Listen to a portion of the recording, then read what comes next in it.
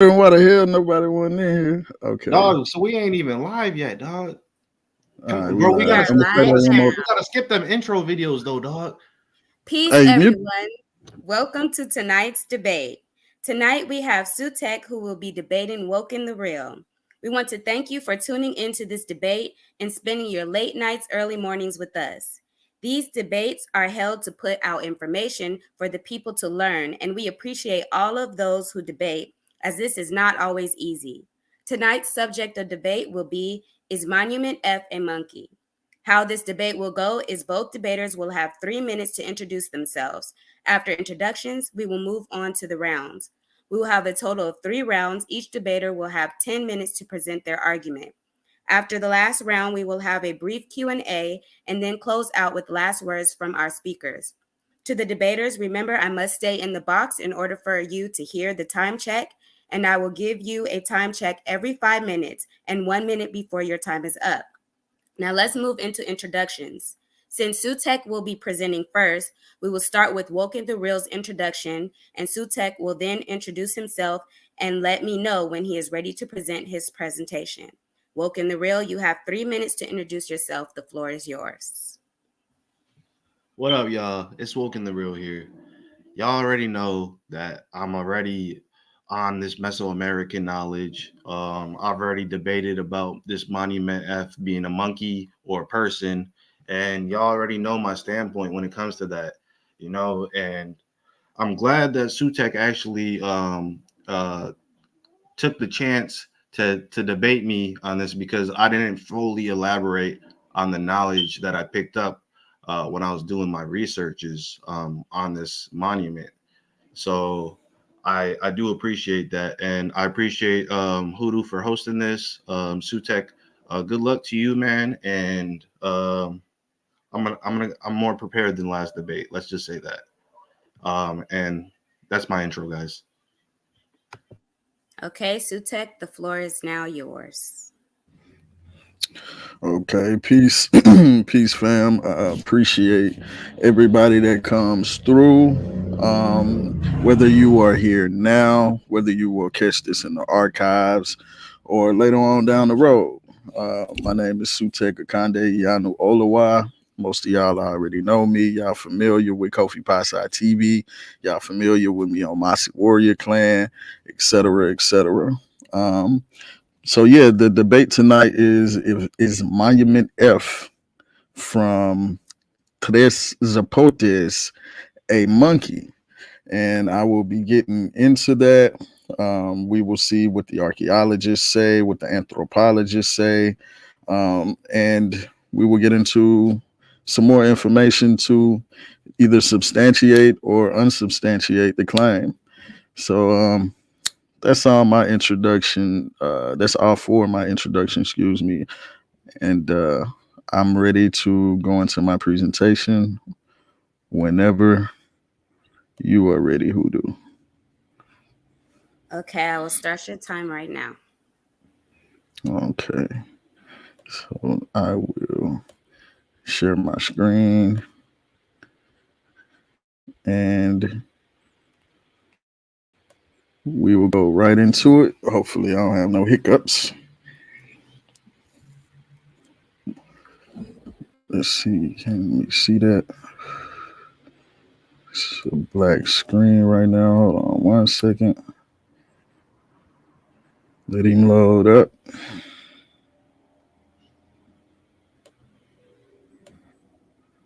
Okay, hold on, let me try this again. There we go. So, what is Monument F at Tres Zapotes? This is the debate. Is Monument F a Negro man or anthropomorphic monkey? Archaeologists and anthropologists of the time consider Monument F, or the unmethodologically labeled El Negro, to be a simian, a howler monkey to be specific. This will set the standard, and anything beyond will require the burden of proof on the refutation claimant. The significance of the howler monkey and anthropomorphic art in Mesoamerican culture is very firmly rooted, as we shall see. My opponent will be heavy on lookership and light on academic scholarly work. He has presented his case for Monument F as being a black man because of his features, which is a stereotypical racist ideology. Also, the fact that Negroes didn't arrive in the Americas pre-Columbus is substantiated by the historical, anthropological, archaeological, genetic, and linguistic records. And let's move on. I don't know what's going on with the images, but it's supposed to be an image over here. It's not important though. What is a man? A man is an adult male. Prior to adulthood, a male, a male human is referred to as a boy, a male child, or adolescent. Now I have all my sources at the bottom of the page. Humans or modern humans, Homo sapiens or Homo sapiens sapiens, are most common and widespread species of primate. So we know what a man is. Now we need to know what a Negro is because they call this statue El Negro, right? In the English language, the word Negro sometimes negress for a female is a term historically used to denote persons considered to be of African heritage. A member of a group or people, a member of a group of people formerly considered to constitute a race of humans having African ancestry and classified according to physical traits such as dark skin pigmentation. And another definition is the 1550s, a member of a black-skinned race of Africa, Spanish, Portuguese, Negro, etc., etc. Right. The Latin word was also applied to the peoples of Africa, but the usual terms were Ethiops or Afar. So what is anthropomorphism? Anthropomorphism is the attribute of human traits, feelings, or behaviors in inanimate objects or non-human animals or nature. So it's anthropomorphism is giving humanistic traits to non-humanistic organisms. Right? So the science is right under your nose. Peace to everybody in the chat. The science is right under your nose. The researchers, and this is dealing with the nose. I'm going to deal with the features. So I'm going to show you that one group of people don't hold a monopoly on any features, and we'll get into why. The researchers found that the width of the nostrils and the base of the nose measurements differed across populations more than could be accounted for by genetic drift, indicating a role for natural selection in the evolution of nose shape in humans. So the nose, the shape of the nose has to do with evolution. To show that the local climate contributed to this difference, researchers looked at the spatial distribution of these traits and correlated them with local temperatures and humidity. They show that the width of the nostrils is strongly correlated with temperature and absolute humidity. The researchers noted that the positive direction of the effects indicated that wider noses are common in warm, humid climates, while narrower noses are more common in cold, dry climates. And so this is why you have certain groups of people, certain populations with these wide noses. It's not just an African. 5 minutes. Okay. The size of the nostrils and the internal nares and the thickness of the lips are inverted, or also means whereby nature has enabled various individuals or groups to better adapt to diverse environmental conditions. The nasal apparatus and filters, humidifiers, and conditions pulmonary, I can never say that word, pulmonary air. The air in hot climates is less dense than in cold climates, right? Large flaring nostrils emit a large charge of air and permit maximum inhalation of heat of heated air from the lungs. Small constricted nostrils are more efficient for climates with cold, dense air. Under the latter conditions, it is important that the nostrils be allowed to emit only a small charge of cold air so that it can be sufficiently warmed and humidified. Therefore, it is conducted to the lungs. Before it is conducted to the lungs. Consequently, small, narrow nasal inlets facilitate the warming of cold air, which prevents freezing of the lungs and lower respiratory passages. So you get these wide noses because of the climates that you inhabit. Differences in lip size and structure are also anatomical variations that are related to environmental adaptations. In general, individuals from colder climates have thin, inverted lips, and those from warm or hot climates have thick, everted lips. Thin lips tend to conserve body heat and prevent their freezing and damage in severely cold weather. Right.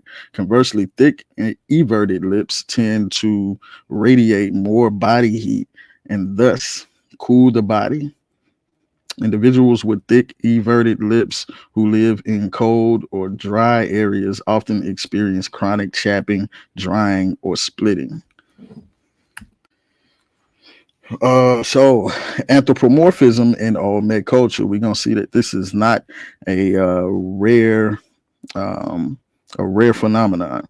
The Olmec culture, which is from 1400 to 400 BCE, is considered the first great civilization of Mesoamerica and were unique among ancient civilizations, having developed in what Carolyn Tate called a primordial sea on the swampy Gulf Coast of Mexico. They also developed in complete isolation from the rest of the known world, known primarily for their multi-ton basalt colossal heads and the anthropomorphic were-jaguar. Olmec iconography has been extensively studied and yet continue to be misinterpreted and misunderstood. How much time do I have left? A minute and 34 seconds. Okay, highly stylized zoomorphic and anthropomorphic Olmec iconography, which has been the subject of so much interpretation and reinterpretation, may be deliberately ambiguous, just as a contemporary Mexican shaman may call upon different spirit animals to help different individuals. The Olmec shamanic practitioner may have done the same. The ambiguous morphology of the Olmec imagery may simply be read as a universal 1 spirit minute. animal. Thank you. It may not be species specific because the imagery was intended to document different ritual acts in the same location. Olmec spirit animal iconography may have depicted one universal animal or several different animals, but these images all have in common that they are deliberately depicted in either two-dimensional cave paintings or in shallow, somewhat two-dimensional low-relief carvings. Further, although the actual animal may differ for different individuals, the ritual performed by the shaman is essentially the same. And I'll stop there. Okay, Woken, let me know when you are ready and I will start your time. All right. Let me see. Let me share my screen right quick. Boom. All right, I'm ready. Okay. All right. Okay. So my thing is, he really didn't show a lot of sources when it comes to to Monument F actually being a monkey. So I guess I'll dive into that part real quick. All right. Let's see. What do we got here? Boom. All right. Give me 1 second. All right. So we're gonna go back down this way. All right. And we're going to look at the actual Monument F for right now. And we'll dive into some other sources in a second. As you guys can see on my screen, it's analyst of the phenotype. This is Monument F right here. This is the monument being claimed as a monkey. I am claiming that this is actually an Olmec person, and compared to an Olmec head, as you guys can see here, it does have the same resemblance. You know, you guys could even look at the brow ridge, you know, and you can look at the howler monkey and see that it actually doesn't have that. You know, I know Sutek's probably laughing right now saying he's using straight lookership, but at the end of the day, that's what you got to do with artifacts, bro. You know, and it's not racist to call Monument F a person when that's what it is. You know, it's actually more racist to call it a person, a monkey that is not a monkey. You know, so we're gonna look at the howler monkey. All right, the monkey that is being claimed as Monument F. All right, Monument F is not a monkey because the howler monkey has a full beard, no eyebrows, 2 holes for a nose that is also flushed with the upper lip. The ears are set towards the top of the head. These statues shared none of these traits, you know, and that's one of the telltale signs right there. Just off the ears alone, I could let you guys know that this is not a howler monkey. You know, the Olmec were artists. They were master artists, actually. And they would not make the mistake of saying this is a were monkey. I'm going to say it, a were monkey. He's trying to claim that this is a were monkey. At the end of the day, the Olmec didn't even have a quote unquote monkey god in all reality, guys. So we're going to look at this other artifact and compare it to Monument F. As you guys can see, it has the same exact hairline. It has the same features.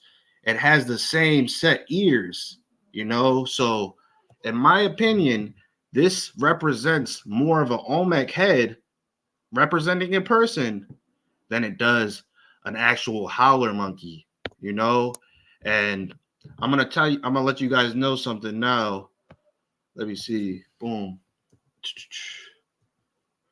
My opponent, Sutek, he's actually gonna pull this he's gonna pull this book up, okay? He's gonna pull this book up in the next round, and he's gonna claim that this book is 100% correct. But I got something for you, Sutek. All right, this is what I got for you. Hold on. Boom. We're gonna blow this one up. This is what I got for you, Sutek. So the people that made this book, right? The people that edited this book were Anna S. Dowd, as you guys can see here, right? Anna S. Dowd. And here's her profile, okay? We're gonna start. I guess we'll get some reading in, all right? Because he said I don't really read. Anna S. Dowd combined interest in art and science to earn a PhD at Brown University's Department of Anthropology, specializing in archaeology, building on accomplishments, excavating and recording freestanding or architectural sculpture at sites such as Bala Muku and Calamul. Sorry if I butchered that. In Mexico and Copan. In Honduras, she has used decorated stucco on stone facades and architectural designs to understand building function, iconography, and art symbolism in Mayan region. Examples of her books include Maya E-groups, calendar astronomy, etc. Okay, so none of that there actually said that 5 minutes. None of that there actually said that she researched the Olmec civilization, okay? She also made a lot of claims in this book, claiming that this statue was something that it wasn't. You know, the face of So we're going to look at this little highlighted part here. The face of Tres Zapotes Monument F is simian with a framing hairline, brows furrowed, and lips, nose, cheeks, and eye sockets rounded and protruding. Okay. How does that tell you that that statue is a monkey? All right. And I'm gonna let you guys know what he's gonna rebuttal that with. He's gonna say there's other statues that are very similar, but I'm here to tell you that this statue has nothing to do with a monkey. This statue is named El Negro, which translates to the black. Why the hell would somebody name this statue El Negro if they thought it was a monkey? You know, so, and then on top of that, let's see. I'm gonna show you guys why she is disingenuous. It is reasonable to assume that these monuments were set into the ground upright. Okay, and now, as you guys can see here, I done pulled up a source from a university of, what the fuck is this? I'll get the university name later, but it's University of Pueblos or something like that. But we'll get into the description. I had to translate it from Spanish to English. So Volanica stone sculpture representing a character lying down. The head has facial features represented by means of high and medium relief technique. Oh, and a hole is seen in the upper part of the head, so it is supposed to have the use of sacrifice. Okay, so if you look here on Monument F's head, all right, you can see that hole, right? This statue was never upright, all right? This statue was never upright. This was used almost as a molcajete. A molcajete is traditionally used by the indigenous people of Mexico. And the reason why I know that this is most definitely a molcajete is because most molcajetes are made out of basalt too, guys. All right. And then we're going to get into, let's see, Monument 56. All right. So Monument 56 is what Sutek is going to compare this Olmec Monument F head to. Okay. He's going to compare it to that. And he's going to say that they're so similar that they're both considered monkeys. I wouldn't even consider Monument 56 a monkey. Just because it has pointed ears does not mean it's a monkey. Like I said, bro, you got to understand that a howler monkey has a full beard, bro. The nose of a howler monkey is flushed to the upper lip, bro. It doesn't have a brow ridge. It doesn't have a hairline like that, bro. These statues right here literally have sideburns, brother. You gotta understand that, bro. Right here. Boom. So now I'm gonna get into the next source, which was 1 minute. Well, actually, I'll save my next source for the next part. Okay, so you yield your time. Yep. Okay, so we will now move into the second round, and Sutek, let me know when you're ready. Okay, let me share my screen. You can start my time. Okay. So he's doing a great job of making my case for me. As you see, he didn't present any sources. He basically looked at a picture and tried to decipher it. This is basically what I expected. He showed the book that I am definitely going to be showing. He assumed that the author is, or the editor, once he seen editor, he should have known then, but he assumed that the editor is the one who mentioned Monument F, but as we will see, it's Christopher A. Poole. completely different guy from the University of Kentucky, but it's neither here nor there. In addition to colossal heads, the Olmec are known for anthropomorphic figures of infants carved in greenstone and serpentine, as well as large basalt thrones that feature carved niches with emerging or crouching figures. Scholars have long been intrigued by Olmec iconography, which features a baby-faced person with a downturned mouth, round multi-ton basalt heads, large carved stone thrones with narrative scenes depicting imagery of posed figures, ropes, caves, infants, and incised or low relief depictions of supernatural, anthropomorphic, monstrous faces. Um, Iconographers have yet to reach a consensus on how best to interpret Olmec imagery. In general, interpretations have been imaginative and usually include a human animal hybrid creature with human and feline characteristics. Human animal hybrid. Let's talk about monkey guys and indigenous American culture. And you see the source on the bottom. In the Americas, the Mayans of Guatemala, and adding on to show that monkeys played a pivotal role in Mesoamerican culture. In the Americas, Mayas of Guatemala and Mexico worship the howler monkey god. Sometimes depicted as twin gods, who was the patron of the arts, music, scribes, and sculptors. In the Mayan calendar, the howler monkey corresponds to knowledge of history and rituals, as well as prophecy. There is a fabled Ciudad Blanca, or White City, in Honduras dedicated to the monkey god, but so far its location is unknown.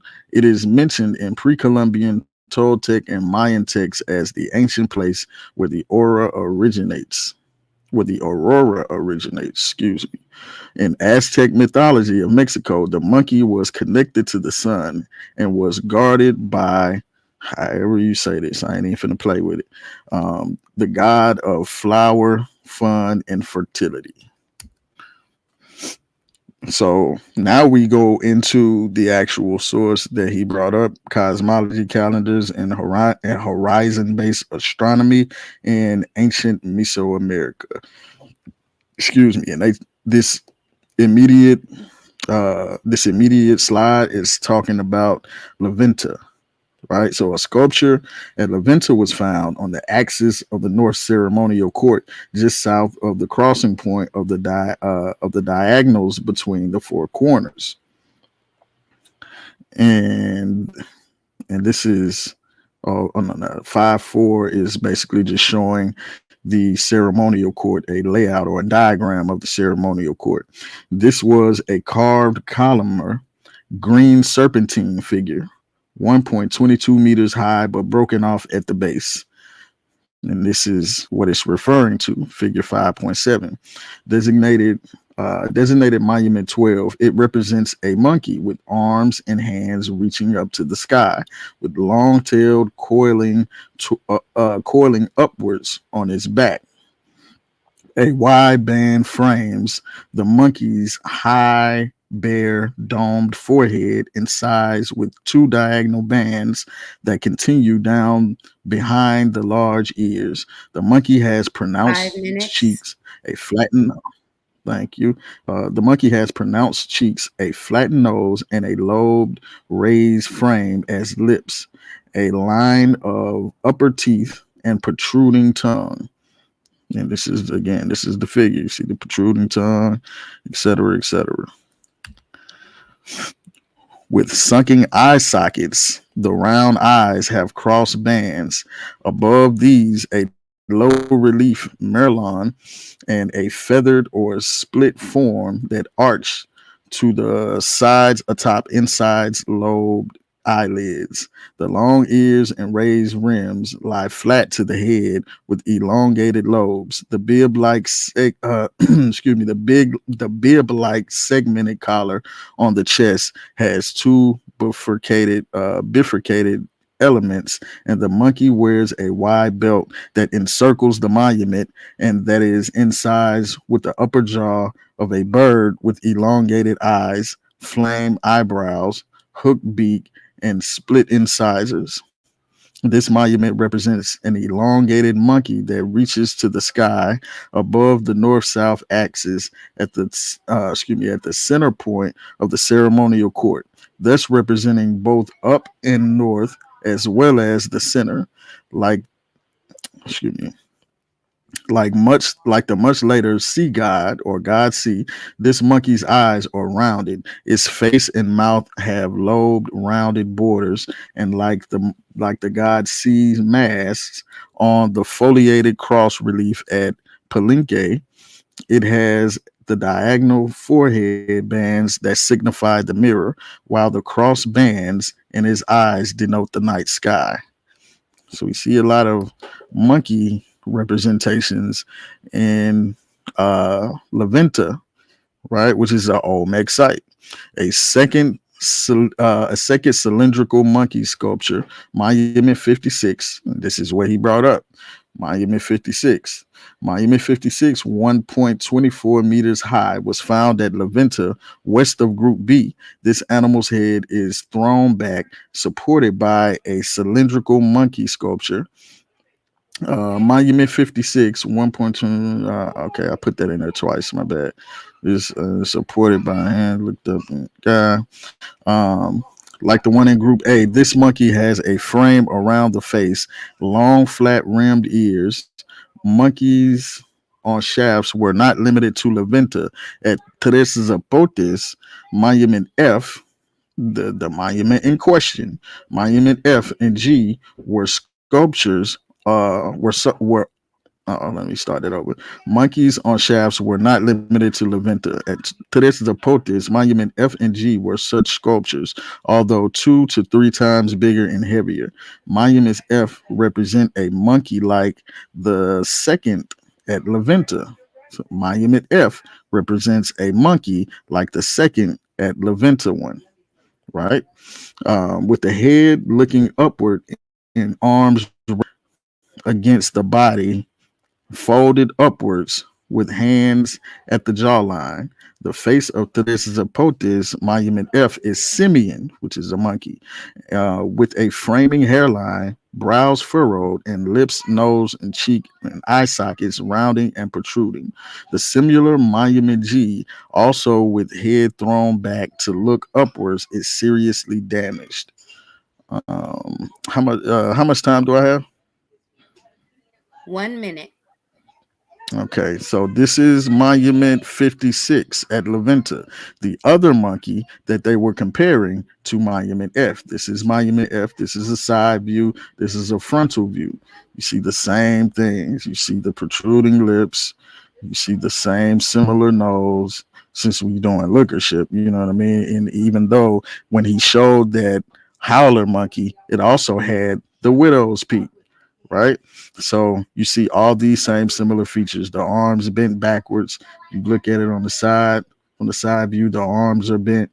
It's the same situation, but I'll yield my time for the third round.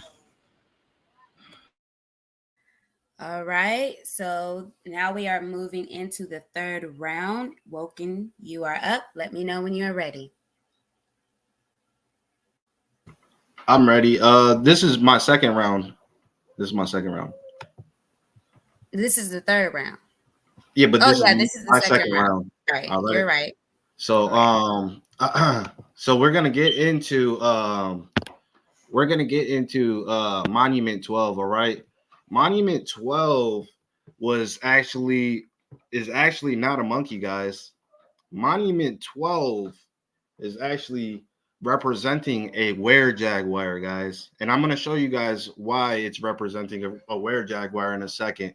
But so just like he said, It's it represents a monkey with arms and hands reaching up to the sky with a long tail coiling upwards on its back.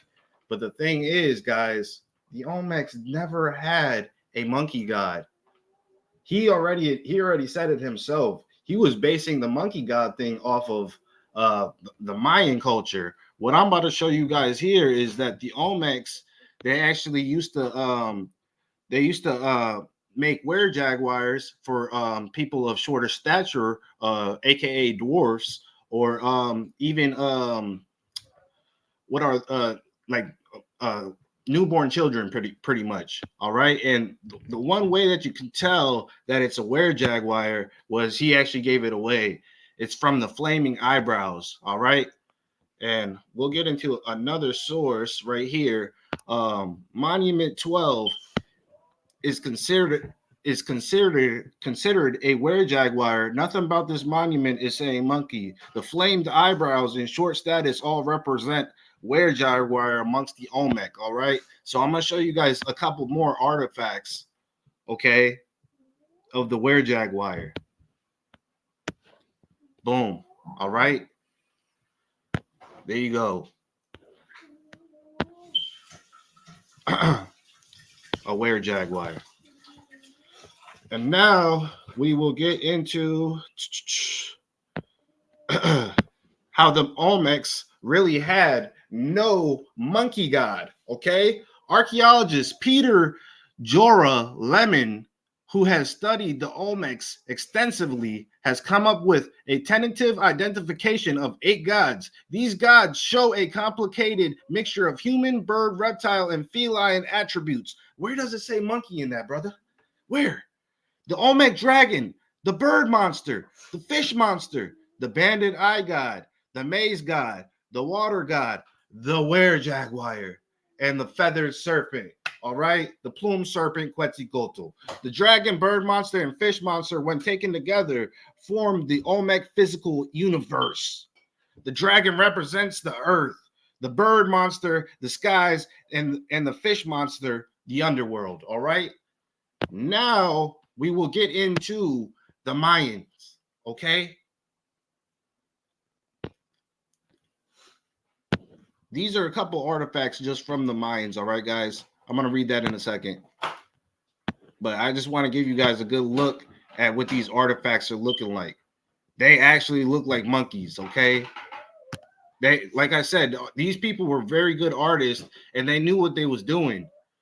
That Monument F is not representing a monkey. Even this one, it does have that widow's peak, but guess what? It doesn't leave no rooms for a forehead. It doesn't leave no rooms for a brow ridge like that. And guess what? It doesn't have sideburns, bro. It doesn't. All right. So you're basing the Olmec religion, you're basing the Olmec civilization off the Mayan civilization. And I'm sorry, but my next source is going to actually be very, very, very hard on you, bro.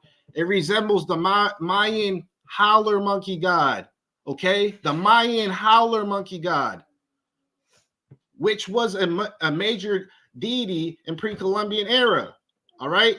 The second object is of a bat head.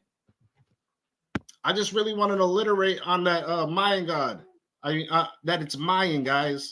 He's talking about something that's Mayan, and that's why it was important that I brought up the editors.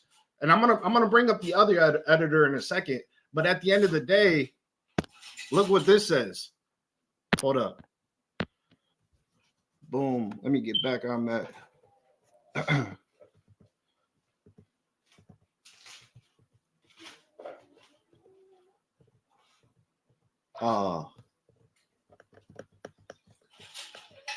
Let me see. Dang, I think I lost that page. Okay, there it is. There it goes. The lost city of the monkey god changed to the city of Jaguar god, of the Jaguar. My bad. A True Story is a 2017 nonfiction book by Douglas Preston. It is about a project headed by documentary 5 minutes. filmmaker Steve Elkins that used LiDAR to search for archaeological sites in Rio Plantano Biosphere Reserve of Gracias a Dios Department in Mesquita. I'm sorry, guys, I'm butchering so much words. Region of Eastern Honduras. The expedition was a joint Honduran American multidisciplinary effort involving Honduran and American archaeologists, anthropologists, engineers, geologists, biologists, and ethnobotanists. Okay, they were in search. Search was inspired by rumors of pretty much the White City, all right, also known as the White City. Preston's sites mentions by Spanish conquistadors and others. The title book derives from 4 expeditions launched in 1930s by the Museum of the American Indian, in which Honduran informants described the explorers, including Theodore Moore, sensational stories of a lost city with a pyramid topped with a giant stone statue of a monkey god somewhere in Mesquita region. All right. So pretty much Preston's book debunks Moore's claim of having found a city after a privately funded LiDAR survey revealed complex archaeological sites under the rainforest cover. Preston accompanied a joint Honduran American expedition to ground truthing of the LiDAR results. They were able to confirm the presence of a large abandoned pre-Hispanic settlements and to document plazas, terraces, canals, roads, earthen structures, including a pyramid.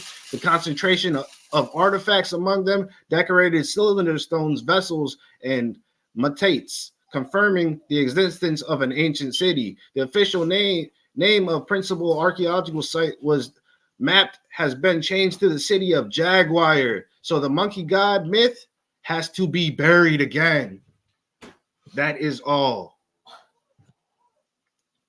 And then I'm going to read that last sentence. But Preston too confirms that there was a city, but it is named after Jaguar as the city of Jaguar. All right. Let's see. I hope I don't.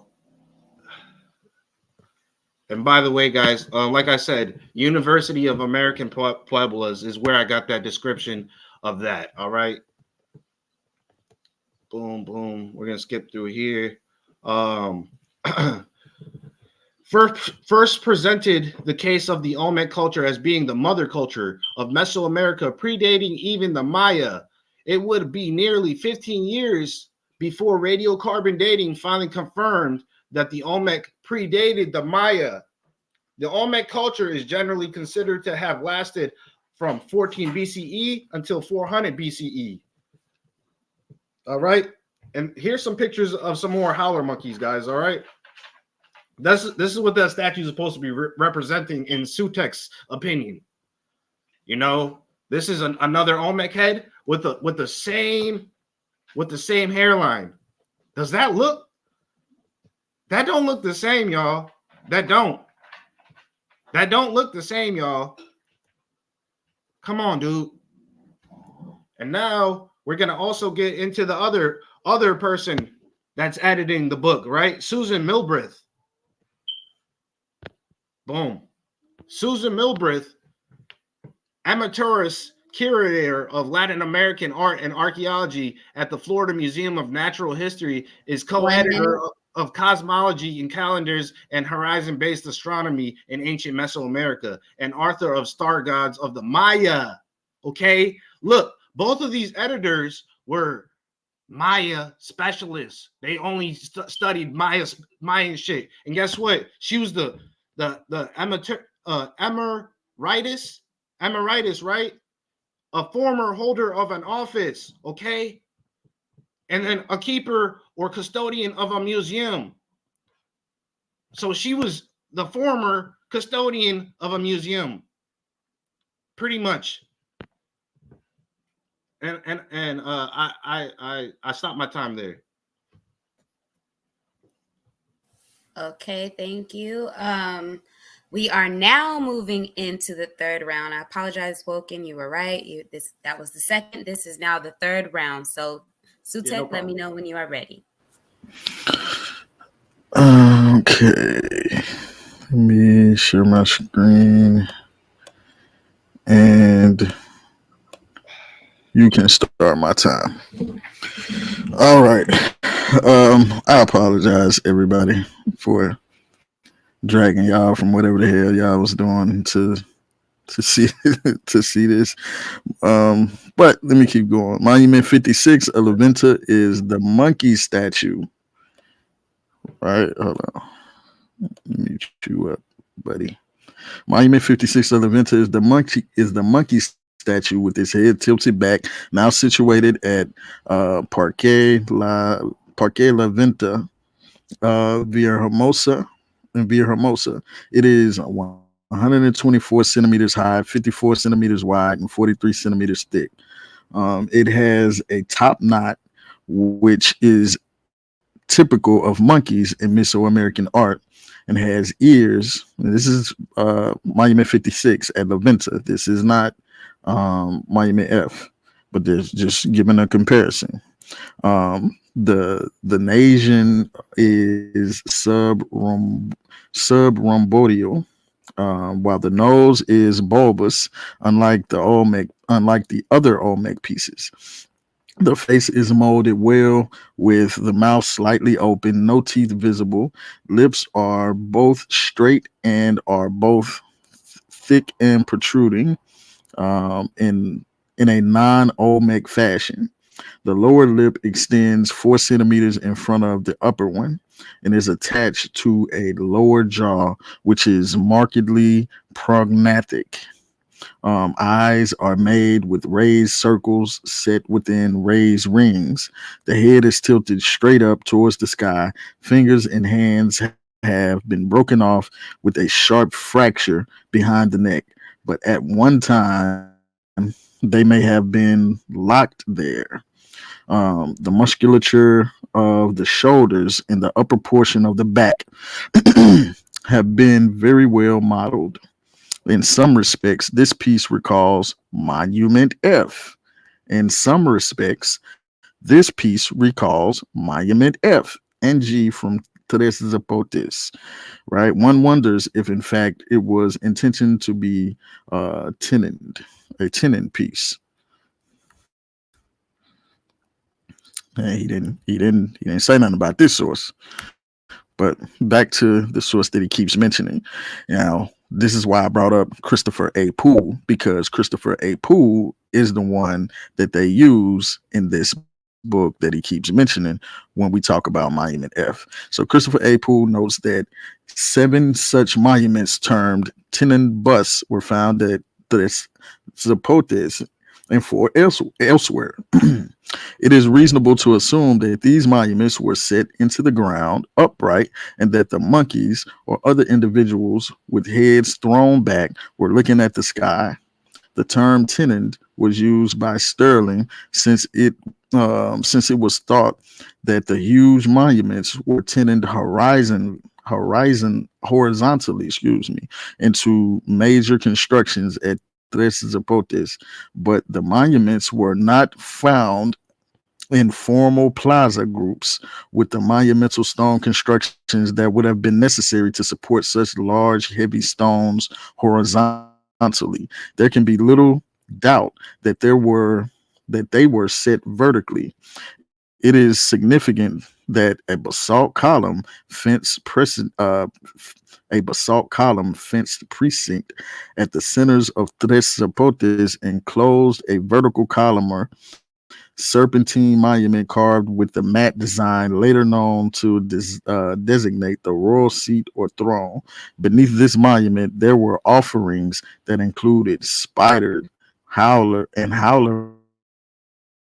monkey bones, spider monkey bones and howler monkey bones, right? Birds and jadeite celt. So that was Christopher A. Poole who talked about Monument F. This is a different source, right? So if you're not talking about Christopher A. Poole, it don't even matter. don't think you know what edited means.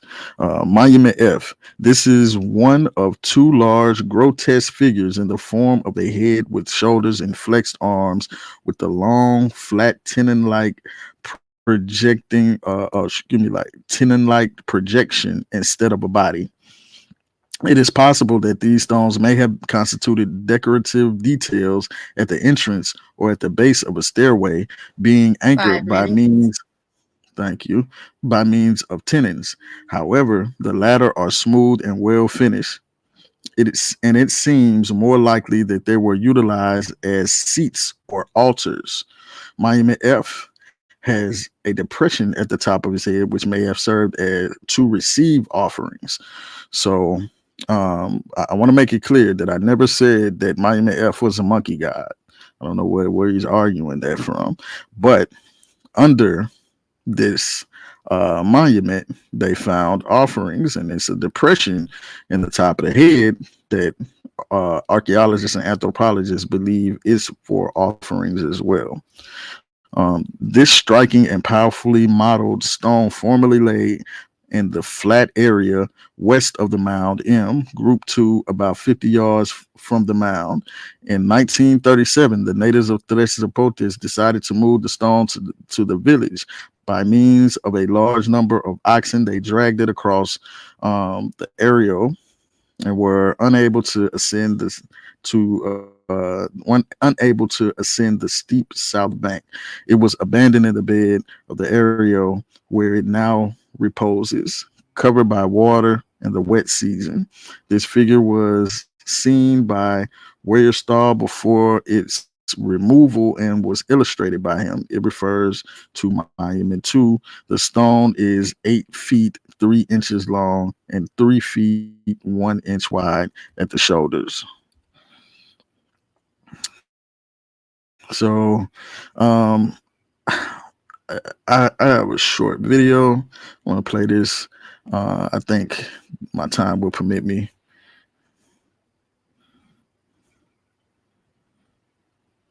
And here is where we explore context versus Van Sertimus out of context picture.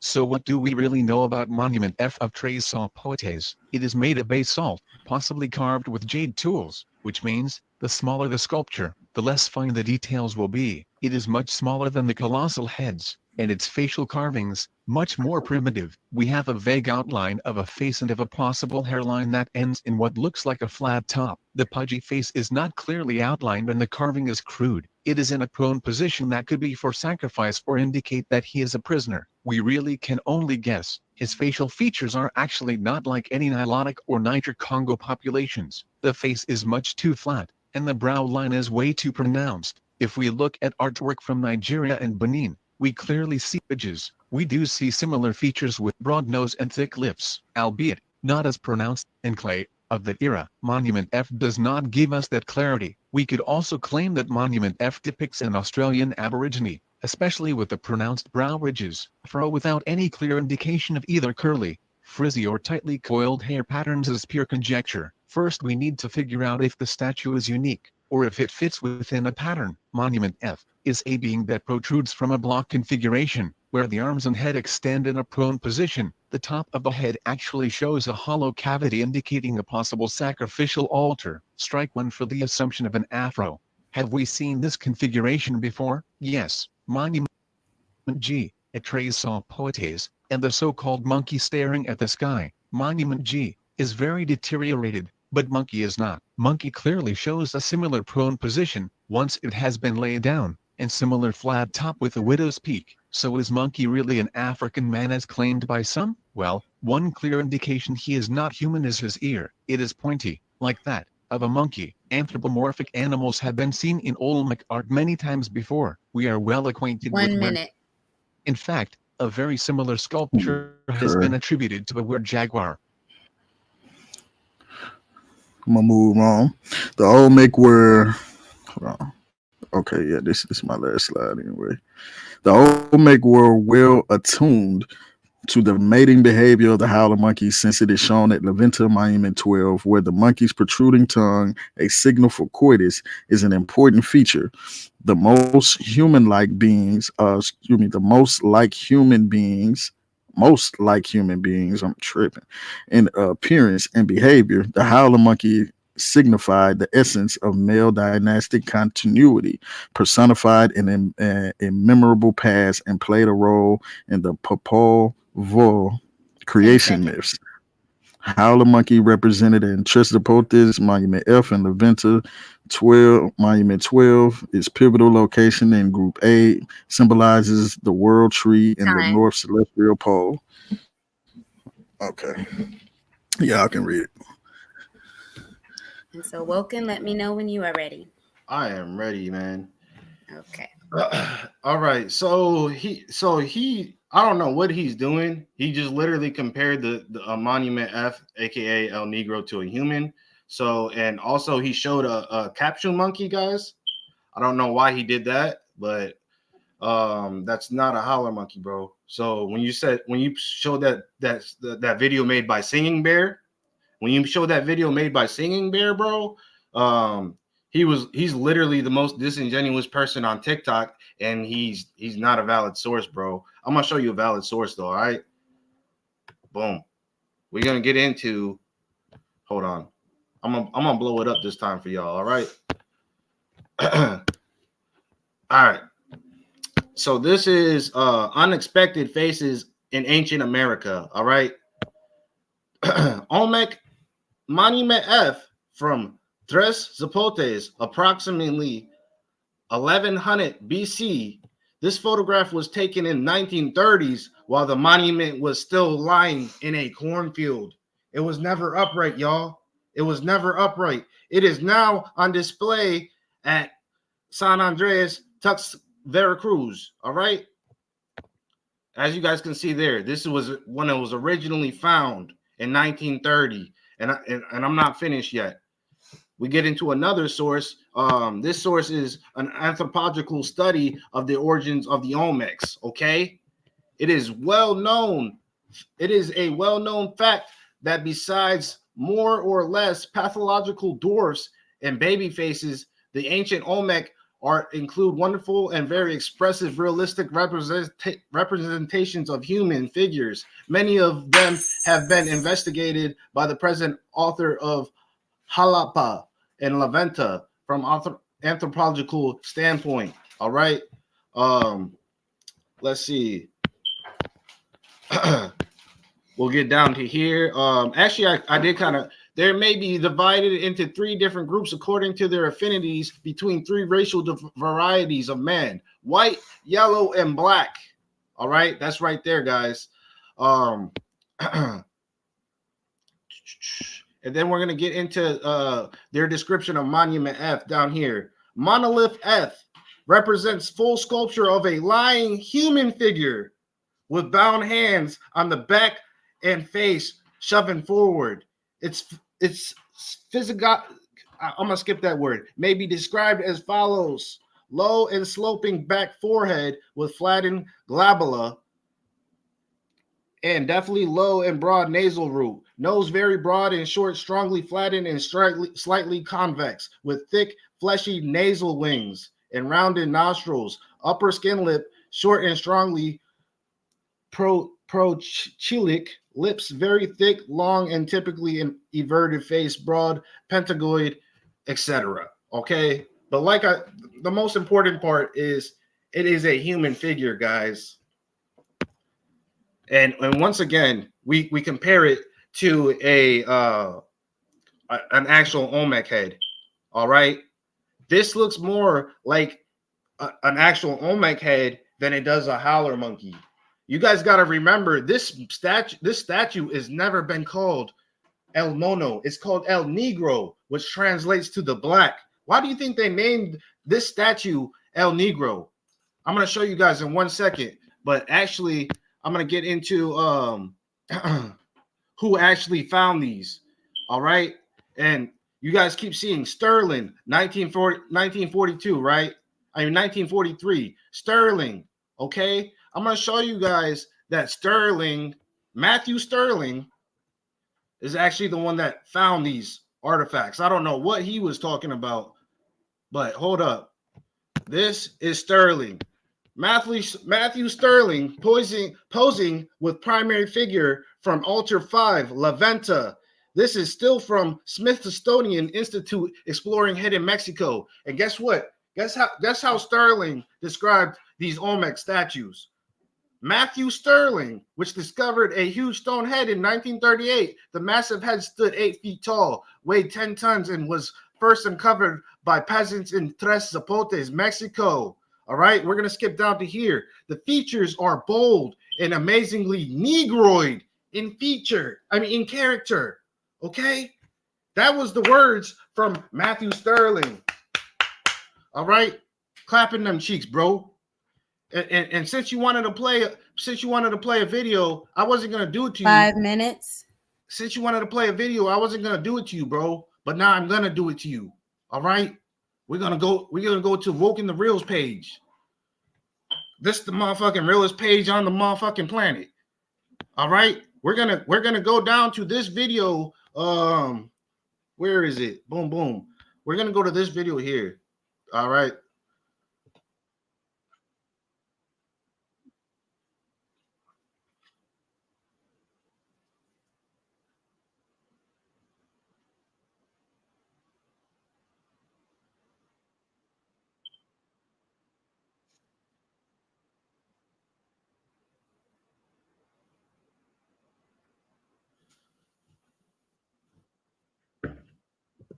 Okay, I'm gonna pause the video right there. Look, what does that say? This is coming from the actual museum director of Tres Zapotes, okay, in La Venta. All right, because he has the features of a black person.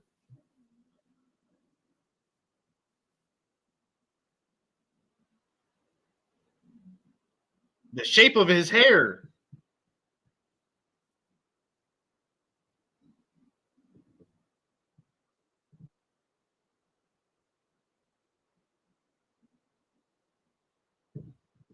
He don't even know anything. He didn't know nothing else about it. But he knew that this was a person and not a monkey, man. That's what I'm trying to tell y'all, man. Y'all got to understand.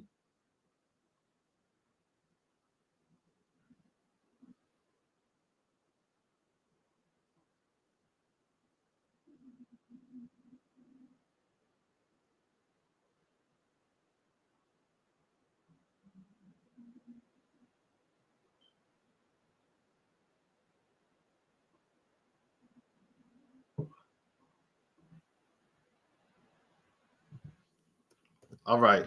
So as you guys can see there, even the museum director says that that statue is called El Negro because of its facial features.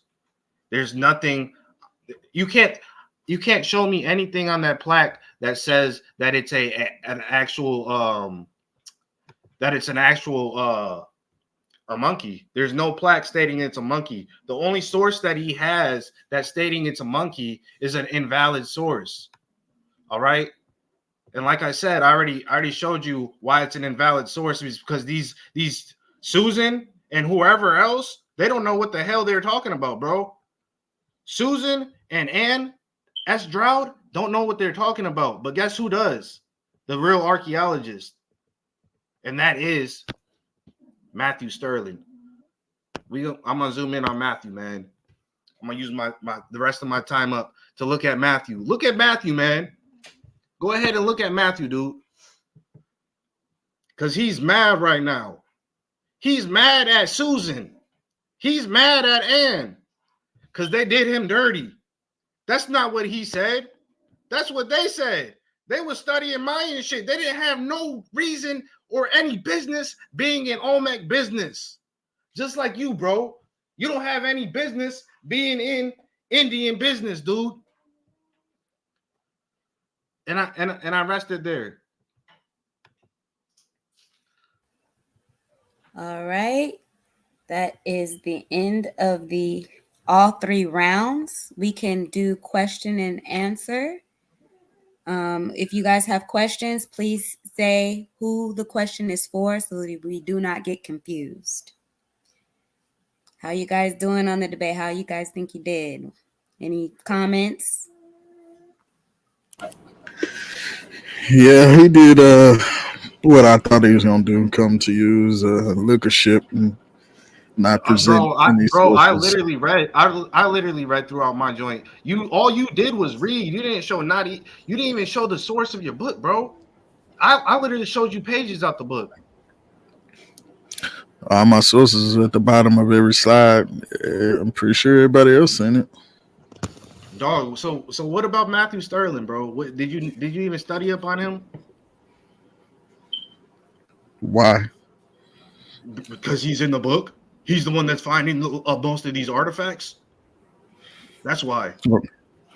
Okay, so did you show why Matthew Sterling said that it's a human? Did you show why, or did you just show his picture? No, I showed you Matthew Sterling's opinion on these artifacts, and nowhere did he say that these artifacts were monkeys. The person saying these were monkeys is actually the racist, and I don't appreciate you calling me racist either, by the way, bro. So this is why. Well, first of all, I want to apologize for his rounds, but I also want to apologize for mine too, because it's very limited information on Monument F. This is not a debate that I would have even though he lost. This is not a debate I would have taken. Lose, bro. I didn't lose. If I would have known it was such limited information on this. But hey, I got myself into it, so I was gonna see myself through. But yeah, hey, why I got people on my TikTok right now telling me that I actually that was an easy W. Cool. We have a question for you guys for both of you. It says, have y'all ever seen actual skulls found in that region? Yes. There we go. Skulls found in the Olmec region. I want to say I have, but I'm not into Mesoamerican culture or Mesoamerican anthropology or archaeology like that, so I wouldn't be able to remember if I had. Yeah. So in one of the sources that I showed you guys, surprising faces of Meso or ancient America. I forgot what those book is called, but it was one of my sources throughout the debate. They actually do show the skulls of the of people in Mesoamerica, and that's including the Olmec. Hey, Sudan, I mean Sutek, I got a question for you though, bro. Go ahead. My thing is, bro, if the Olmec civilization ended around 400 BCE, how are we to say for sure that this statue is a monkey? If there's nobody else, if there's nobody to really describe it. Well, I don't know what the time period has to do with it. Archaeologists describe it, anthropologists describe it. You kind of looked at pictures. Yeah, no, only those two editors describe that as a monkey, bro. That's the only source if you guys go online right now, that's the only source that you're gonna find claiming that Monument F, aka El Negro, is a monkey. All right, and that's the only source that you found. I had multiple sources saying it. So I had multiple sources in my slides stating this, and I led up to that. So this is why I brought up different Mesoamerican cultures, like the Aztecs and the Mayas, to show that there is a monkey god, or not a monkey god, but a monkey reverence in Mesoamerica. Right, but that's mainly the Mayans, and the Mayans are they're after the Olmec, bro. So the Olmec predate the Mayans, and nowhere in Olmec traditions is their monkeys, bro, like that. Like no monkey gods, none of that, bro. Like the source that you were reading, they were talking about monkey god C, and when I seen that, I actually already debunked the monkey god city and it's actually known as the Jaguar City now. All right, but at the end of the day, bro, you got to understand that the Olmec are the mother civilization, and they couldn't have learned from their children. All right. There's another question for you. Did any of them say that statue was a human or just human features? Yeah, I pulled up a source that said it was a human. The from what I seen, the guy from what I seen that he showed, at least the guy that found it, the Sterling dude, which I mentioned in my presentation. I guess he said it was a monkey. Just from his presentation or from his He where never he pulled up. he I never don't. said it was a monkey, bro. He never I'm said it not was. You sure, gotta let him finish the answer. All right. but from everybody else, it seems to be that it has some human features and some monkey features, some howler monkey features. This is why a lot of people think that it's an uh, anthropomorphic monkey. Right, but at the end of the day, there is no such thing as a were monkey in the Olmec civilization. There is a were jaguar though. So I mean, you could go with were jaguar. Might have been that might have been a little bit more believable. But even the flamed eyebrows on Monument 12 represent a were jaguar, and that was misinterpreted in your source book, bro. So your source book is very incorrect and invalid. Okay, we have another question. 400 BCE. Now, how does El Negro define a social political term? 400 BCE. Now, how does it? I'll let you have that, Sutek. I believe he's talking to you. Who are you? Who are you referring to, Zion? Who was that question for? Right. Guys, put who the question's for so that it won't be a confusion. He has here too. They classify Negroes in 400 BCE. Yeah, no, Question. I'll answer that. At the end of the day, bro, you got to understand that Negro is actually a Spaniard term. So in all reality, it was somebody of Spaniard descent that named it El Negro. You know, even for it to be named, uh, like I said, bro, the reason why it's important for the Olmec to know when the Olmec civilization ended is because they were nowhere near the time that the colonizers were arriving into the Americas. So there was no way for them to actually tell what was really going on with these artifacts and these statues, especially the Olmec civilization. But we do So, okay. but we do have artifacts to compare them to, and like I did, I try to compare them to other Olmec artifacts. I try to compare them to monkeys, and it's just that the Monument F is when it's compared to a Olmec head, it looks more like an Olmec head than it does a howler monkey. So the Zane is saying answer the second question or the question that's on the screen. I don't know if that was. Did he answer it for you, Um, Zane?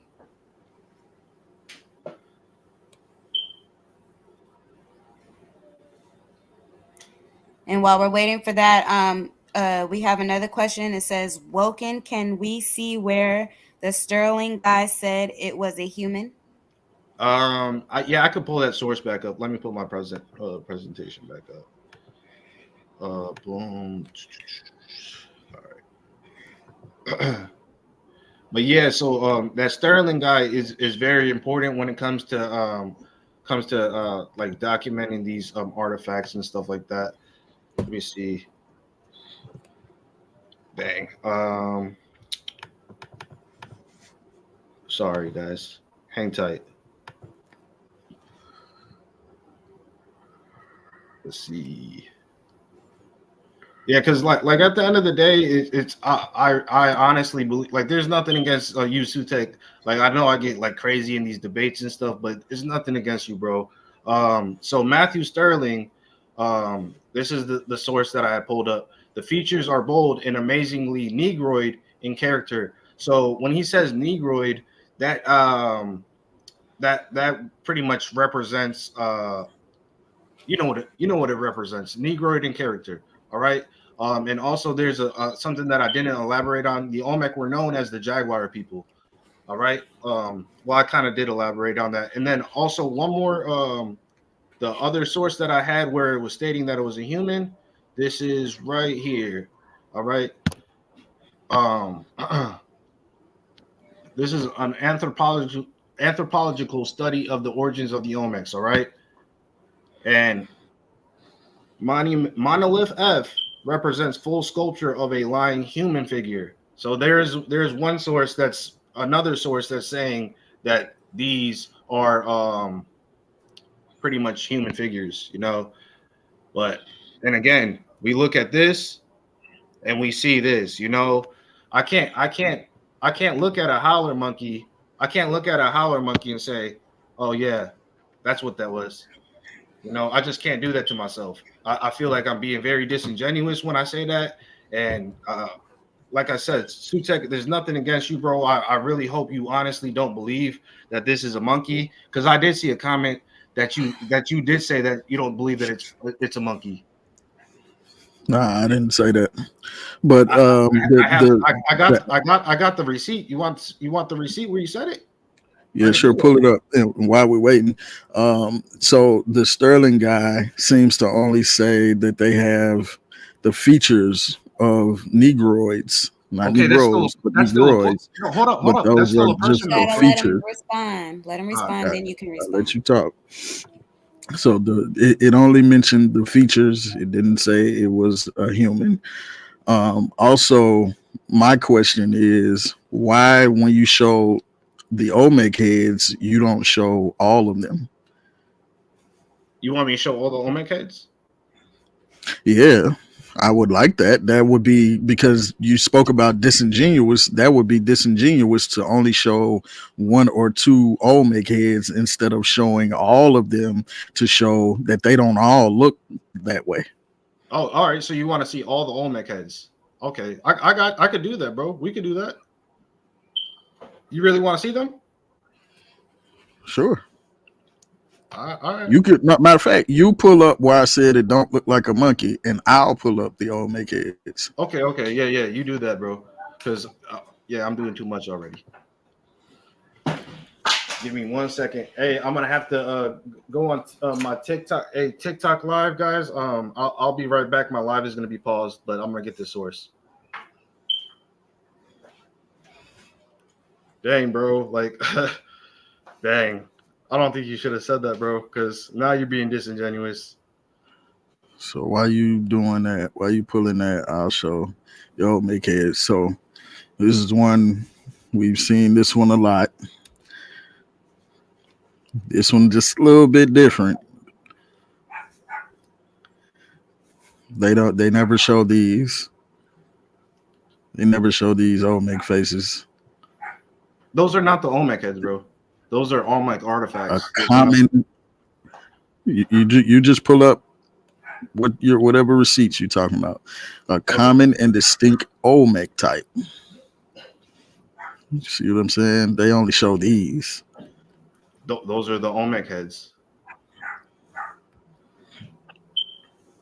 All right. They don't look like me. It might not look like you, but it look like it look like other people. They don't gotta look look just like you. It don't gotta look just like you, bro. And he says that these are Negroid because of the facial features. This is why, and I knew that it was gonna be an issue, which is why I put those slides in there about why people have wide noses and thick lips. No one group has a monopoly on a phenotype. All right, I got the sort. I got it. You guys want to see it? Sutek, all right, let Sutek finish showing, and then you can show your source. See what I'm saying? Okay, I'm done. That don't look like my people, or the art, or the West African art that we use. So, right. Go ahead. Share screen. Boom, boom. Like, dude, come on, bro. Like, you just got to be honest sometimes, man. Like, for real. Like now I gotta do this. Come on, dude. All right. What does that say, bro?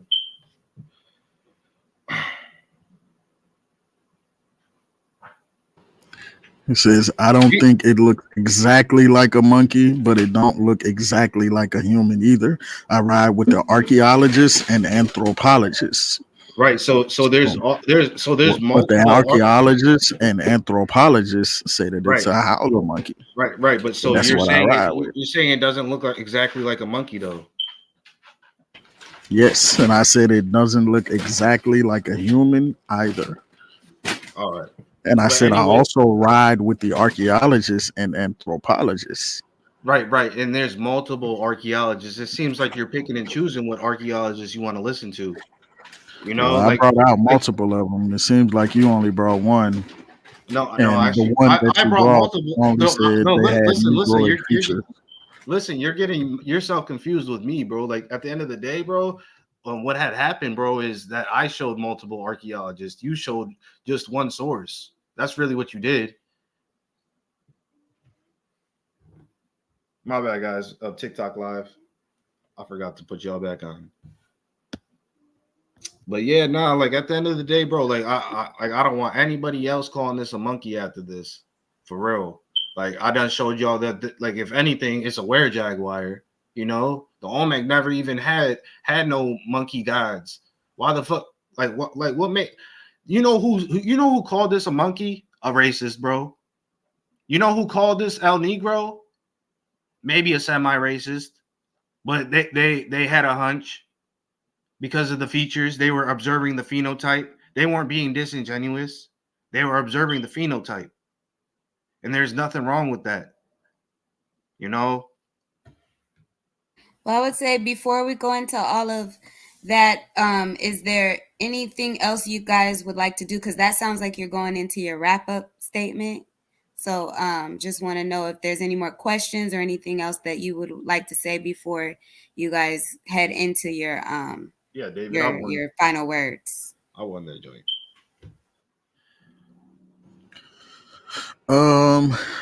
I think Sutton has one more question, and then after that, I can wrap it up. Okay, Sutton says, "Woken, who says it's a human or not human features?" Who says it's a human or not human features? Who says it's a human? So I think what I'm thinking is Sutek believes that this is actually a howler monkey. Like, I don't know if he really believes it's a howler monkey, but I don't know how anybody else sees that. You know, like at the end of the day, like I presented you guys with the information. Like I said, there he was showing you guys pretty much the culture of the Maya.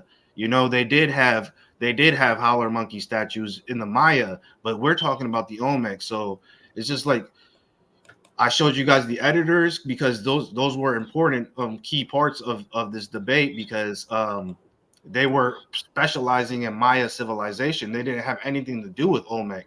So maybe it was on them that made that mistake of saying, yeah, these are all monkey statues. They literally named 3 statues monkeys.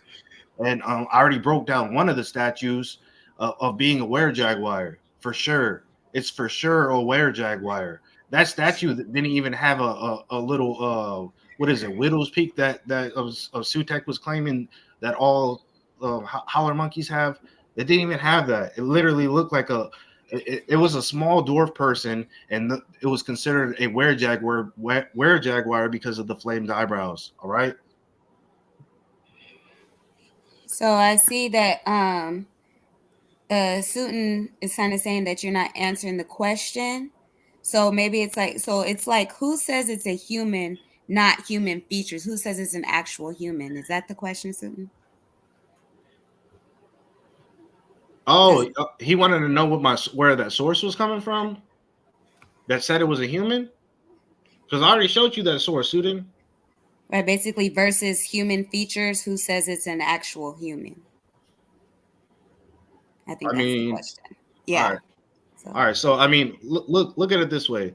The art, it's literally called El Negro, and it means the black. Like, just make that make sense first. First of all, why would they call it the black? All right, and then second of all, I already showed you guys. I already showed you guys two sources where they're literally saying yes, these are features of a human, and one source was saying yes, it is a human. So I don't know.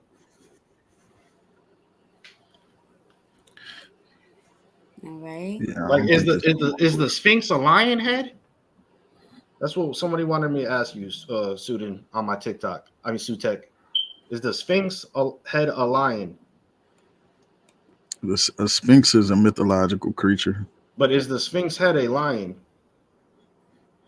partially. Okay. All right. All right. Yeah. So I don't know how y'all want to wrap this up, but Well, we can just do whoever wants to go first on their final statements or final words, and then once both of you have done that, then we can close out. I'll let him go first since I went first with the rounds. Okay, Woken, go ahead. Yeah, like it was a good debate. I already knew what sources you was gonna pull up. Singing Bear done gave you away, bro. He done sent you a video and everything for you to use, and he even sent you that the links to the book and stuff. I actually got that book as a PDF and stuff, and I read all through it, and it's actually very disingenuous. These I'm sorry to say this, but those white ladies, they don't know anything they're talking about. All right. The Spaniards that named this, they were predominantly racist.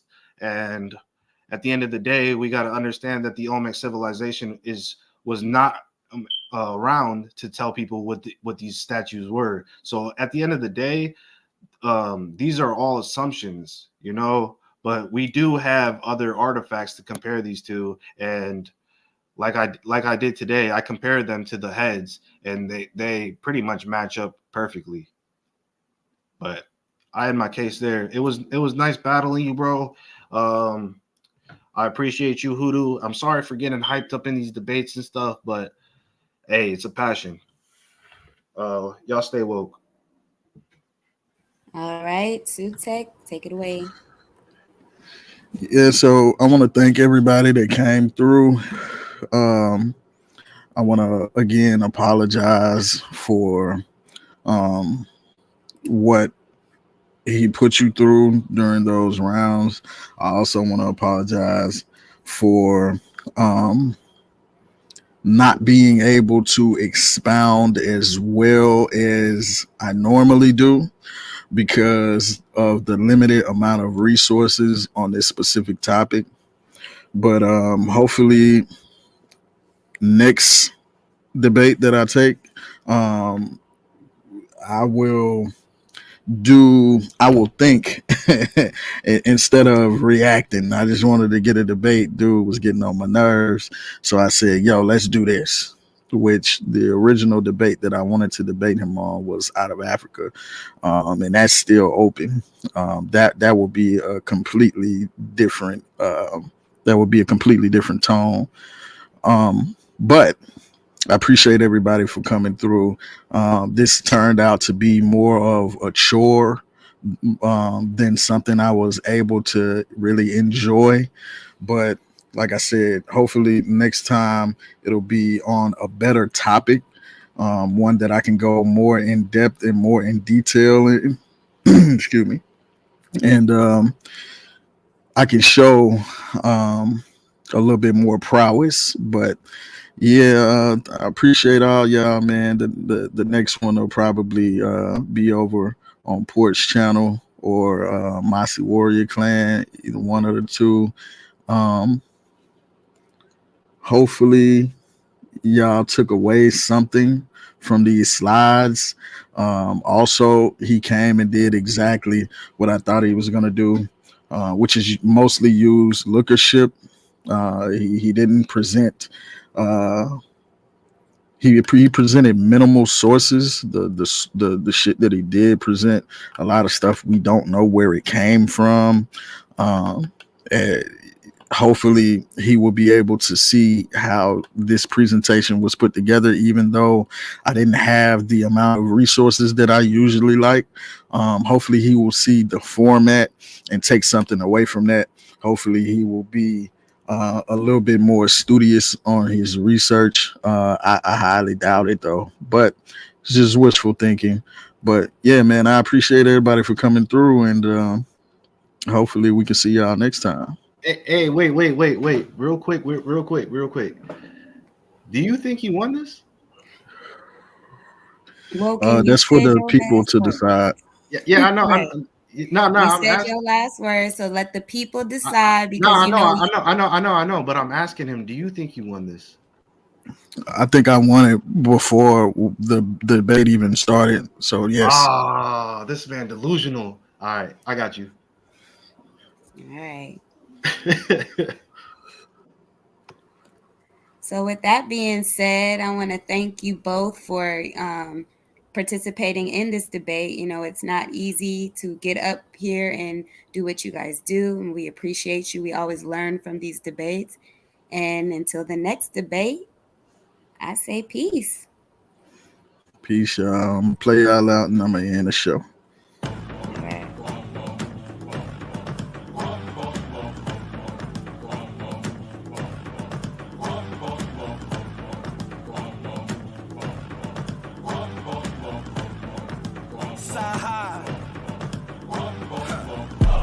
I'm a freedom fighter, Dalai Lama from a weed supplier. I'm Muhammad to the rap game, that's my last name. My first should be Elijah, and I need a choir.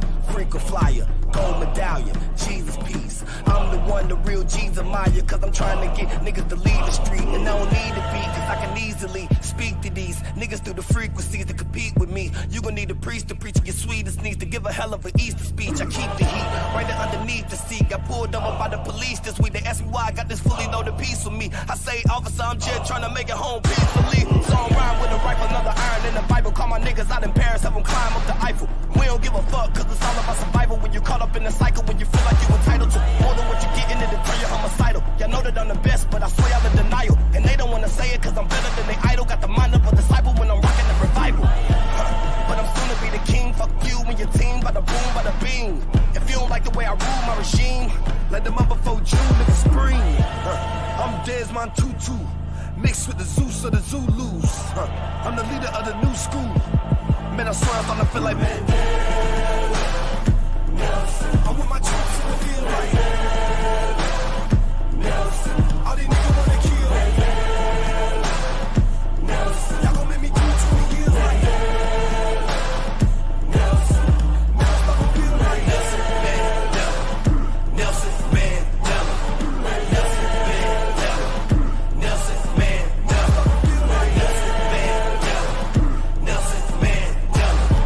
Nelson Mandela. Side high. Nelson Mandela. Yeah, Nelson Mandela. Get to know your ancestors. Can't tell me they ain't jealous of a 7-gram seller. It was something about Mary, nigga. I was Ben Stella. Now the fans, Mellas, all the way from Manchester. Can't tell them shit if you ain't never spent time trying to sell a nigga just to get the car with the trunk in the front. Shout it, that's an elephant. Intelligent nigga with hella sense. Speak with such eloquence. Ever since I've been on a regiment, niggas been upset with Prince, but let them bend while I start a revolution. Seem like when you work hard, you never get your retribution. Niggas sending threats, but I keep something with me. Sound like doo-doo-doo-doo when I'm shooting. The same ones that was singing Huey Newton.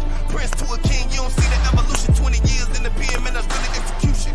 So I encourage each and every student to stay in school, play it cool, obey the rules, or pay your dues, make a move, take a tool, or write some raps, make a mix, take a clue, and you can be dope as me, every food boy. Trying to get 40 acres in the mule boy. Rhyme with 40 acres in the two-door. I feel like Lorenz Tate in the pool hall. Right before Terrence Howard at the Newport. I'm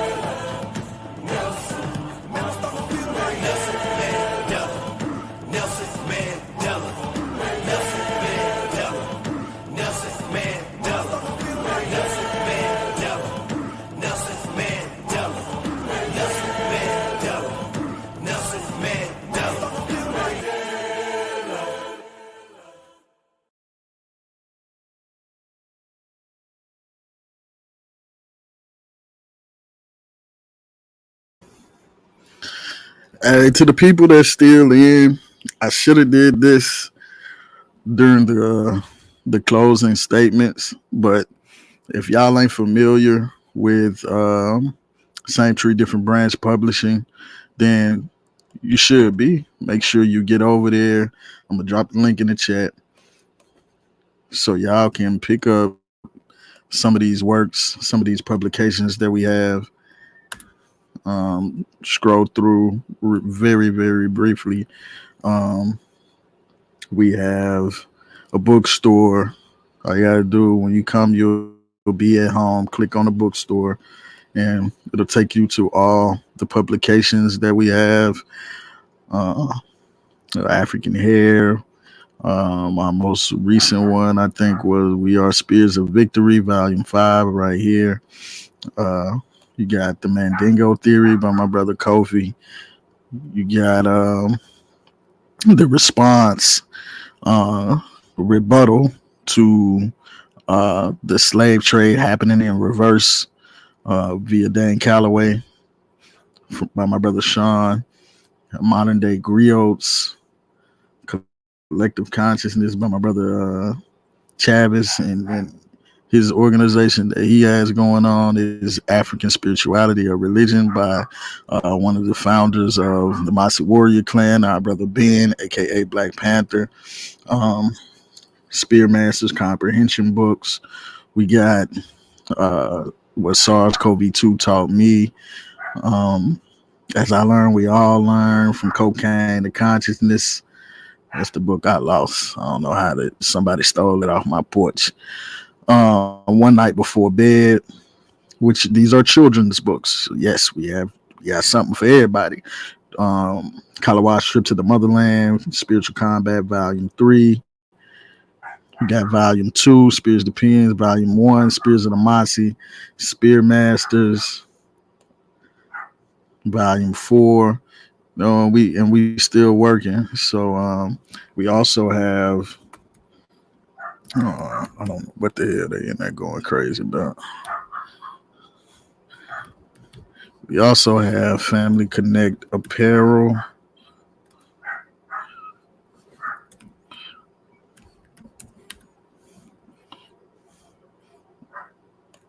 One second. Hold on, I'm gonna stop sharing and then try it that way. But yeah, it's a lot of good work over there on Same Tree Different Branch. Make sure y'all get over there and get some of those works.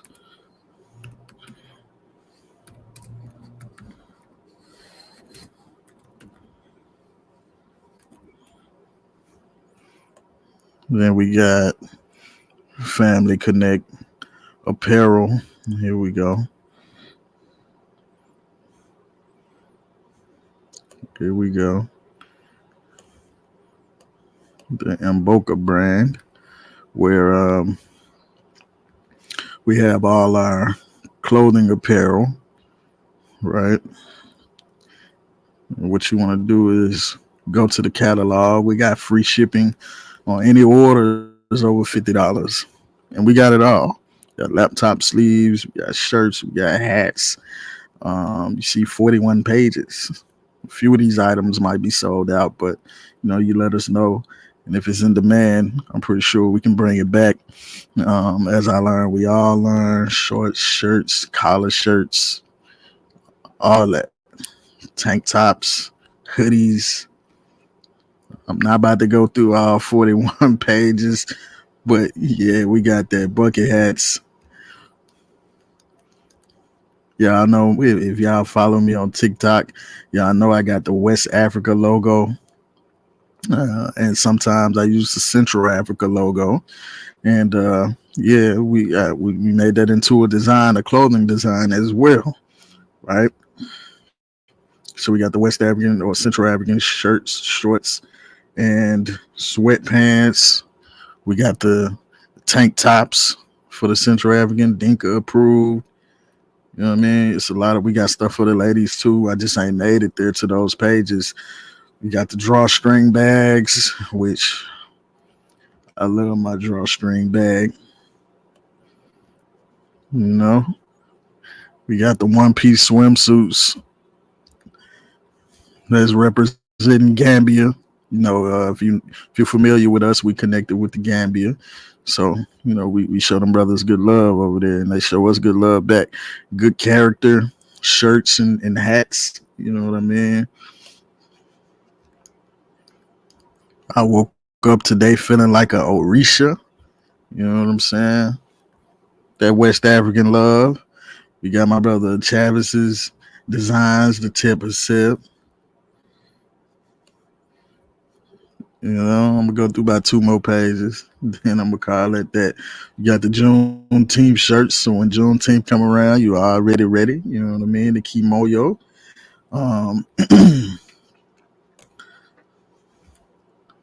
The Kimoyo hats, shirts, sweatpants. Kimoyo is another term that we are coining for African religions. You know what I'm saying? You got the Kobe Passad TV or Kobe Passad research team, sweats, jackets, sweatpants, leggings. We got the fanny packs. We got the shoes. We got the masks. We got the swimsuits. All that, yo. All that, yo. So, yeah, man. F with us. And I'm going to drop that link in the chat as well, just in case any of y'all are watching. But yeah, man, I appreciate y'all for coming through. Yeah. But yeah, when I want to clarify this too before I get up out of here.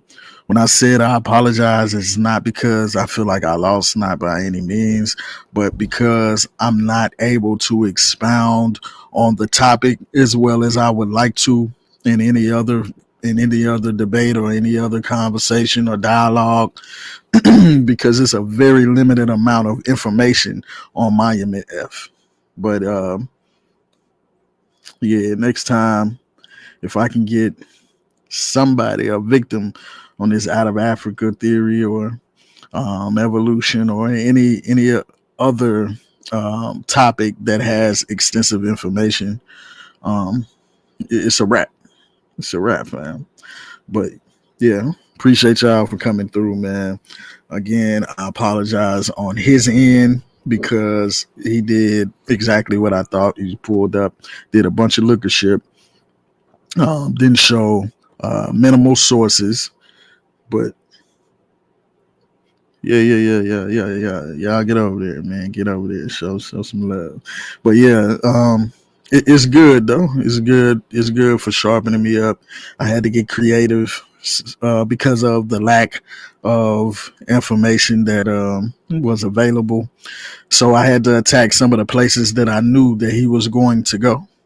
But good work, man. Good work. Like I said, it turned into more of a chore.